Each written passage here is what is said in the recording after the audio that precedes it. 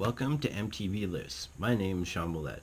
This episode I am going to be counting down the top 5 changes for the 2017 UCI Downhill World Cup season. We will be covering team changes, some slight rule changes for the new season, and retirements. Let's get into it.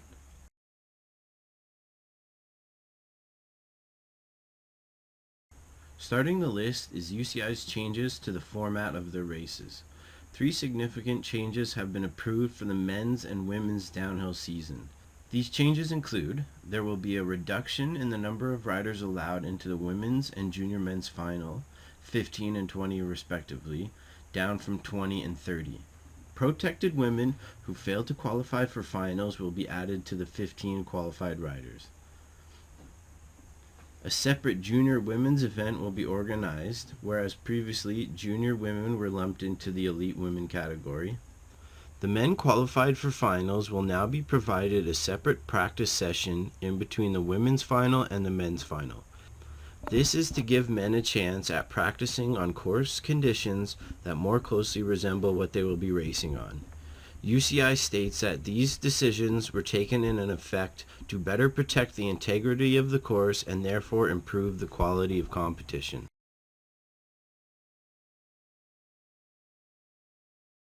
Fourth place is sad news coming from the Vinci racing team. Vinci decided not to field a team for the 2017 UCI Downhill World Cup season.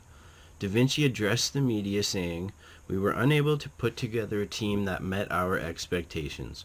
We made the decision to step away from UCI downhill racing for 2017.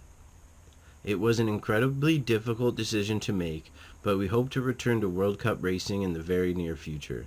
I really can't blame Vinci for bowing out of this upcoming season. The hole that Stevie Smith left in Vinci can't be filled that quickly, and they deserve a year to regroup, refocus, as well as grieve.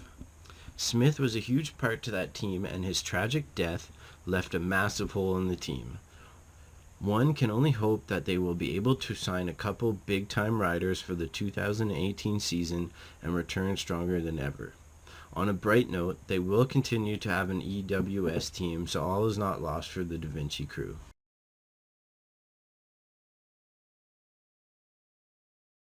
Third place goes to Troy Bryceland and Loris Vergier leaving Specialized. When I heard Loris Vergier was leaving Specialized, I wasn't too shocked. He is a young superstar in the making, and I am sure there are plenty of teams bidding for his services.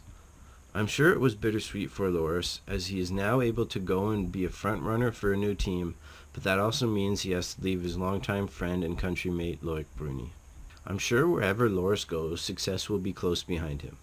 What I did find shocking was the departure of Troy Bryceland from the Specialized team. He was insanely consistent in 2016 and was seconds away from a couple wins. He was a long-tenured rider for Specialized, but I guess all good things must come to an end. Whoever lands Bryceland this upcoming season will surely be reaping the benefits of having such a fast and classy rider. Wherever Loris and Troy land this off-season, I wish them the best and will be excited to see them compete with the new team.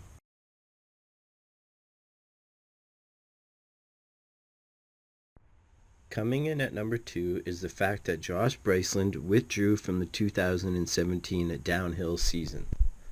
This one really had fans scratching their heads as to why he is leaving, and if it was just a rumor. Sources have stated that Ratboy is withdrawing due to the amount of fossil fuels burned to get from race to race, which if true is a noble cause. It is saddening to see Josh leave. He is only 2 years removed from winning the overall World Cup and in the prime of his career. Josh was a fan favorite due to his charisma, down-to-earth personality, and sheer enjoyment he had on his bike. I really hope Ratboy doesn't call it quits forever, but if he does, I would like to congratulate him on a stellar career, and I wish him the best in his future endeavors.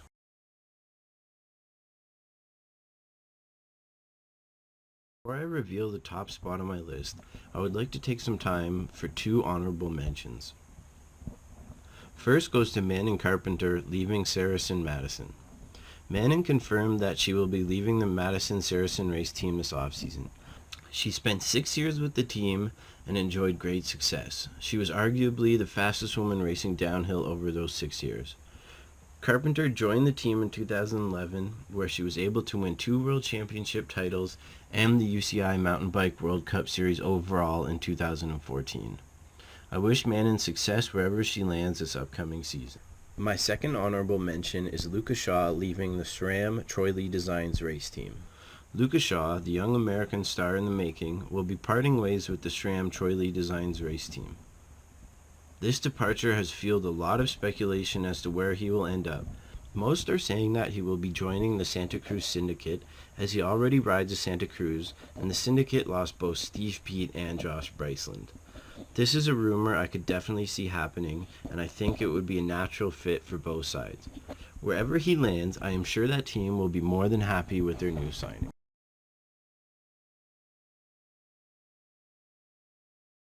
The top spot on my list goes to Steve Peat retiring from racing World Cups.